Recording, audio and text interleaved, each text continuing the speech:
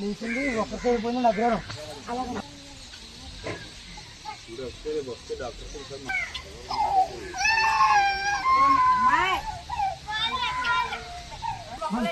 చెప్తాదమ్మా అంటే ఆడ జిల్లా చూసి కోర్సులు చేస్తున్నారు.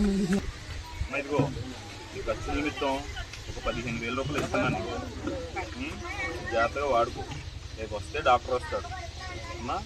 నీ జాగ్రత్తగా తీసుకో తీసుకో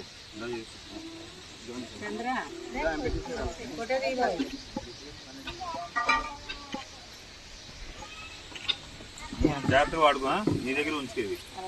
డాక్టర్ దగ్గర వస్తే హాస్పిటల్ తీసుకుని నాకు వచ్చి వాడుకోయా. రేపు నేను ఆయన వస్తే నేను పంపిస్తాను. అయితే మీరు మామూలుగా హాస్పిటల్ దగ్గర చూపించుకోండి. ఫిజియోథెరపీకి 3 days ఉండాలంటున్నారు సార్. 3 days అయిపోయిన తర్వాత ఓకేనా.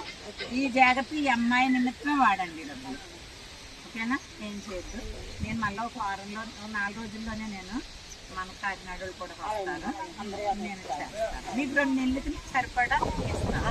ఓకేనా. జాగ్రత్త అమ్మా. చంద్రమ్మ జాగ్రత్త. పర్ల పర్ల పర్ల జాగ్రత్త. ఉన్నప్పుడు అందరికీ